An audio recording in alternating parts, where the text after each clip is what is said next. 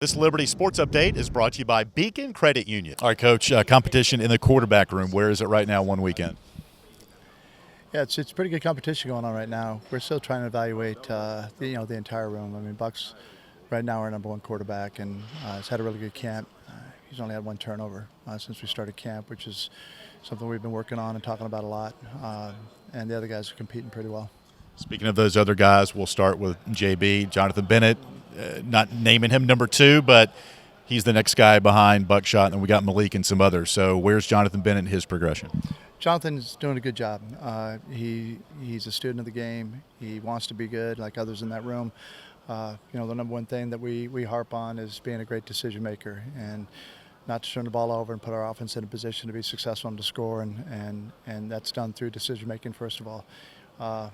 Still working on some fundamental things with the entire group, so their accuracy improves and is constantly improving. But we'll check back with me another week or so, and I'll give you a bit better heads up on their progress. I know Malik is getting some reps as well since joining the program.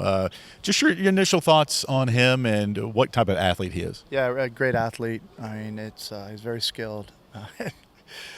So yeah, God gave him a lot of tools to work with.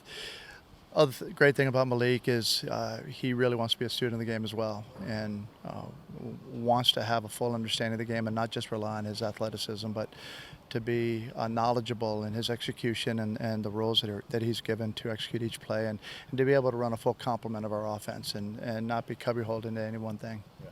Not to ignore some of the other guys, some of the names that might be familiar with the other Liberty fans, Pop Robinson, Landon Brown. Got some others in the room as well. So speak on who is in your room that we might not have heard about and how they help the competition. Yeah, well, Brandon, redshirt freshman, a young quarterback, really big, strong quarterback, has really improved fundamentally from spring to now. It's hard to get 7 guys reps. Landon's very knowledgeable. He's a little older, more mature, brings a calmness to the room and onto the field, and very, very trustworthy. Henry Van Dalen was a walk-on and another big, strong quarterback with a big arm, and really can make all the throws. Similar to Buck in the sense that he's got the arm strength to really make all the throws, and all the field is open to him.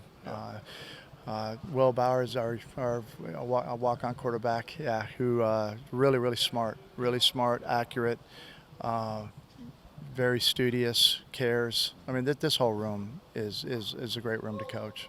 Coach, I don't think I left anybody out. I don't think so. You did either.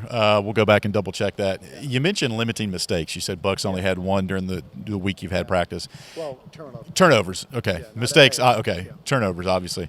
But getting these guys in position to make plays with you and Hugh and even Coach Harris devising this game plan. What are those keys to the coaches to getting these guys in favorable positions to make plays? Well, it's like anything else. I mean, schematically, we have to attack defenses according to what they give us, first and foremost. I mean, obviously, speaking of the passing game specifically, in man-to-man, it's a challenge of matchups, and to try to make sure that our best football players have the ball in their hands, and our quarterback has the ability to deal the cards, if you will, and deliver the ball to the guy that's designed to get the ball.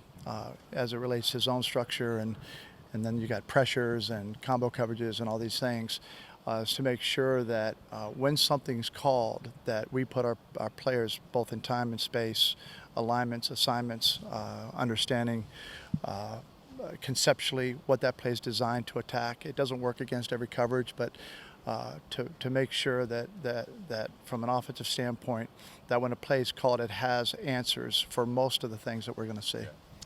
Talking to Coach Freeze earlier, the tempo and the pace that the offense picked up as the scrimmage went on here today. Where did you see your improvement towards the tail end? Yeah, we had a little lull after the defense had a little bit more effort than us at times. That's going to happen at times. The most important thing is to see how we react. We can't take one lull and turn it into a half of a game and get behind. So how you typically change that is to string plays together, string first downs together, go win the next series, go win the series after that, move the ball, get some confidence, and get some points on the board and get back on track. It's just stringing plays together.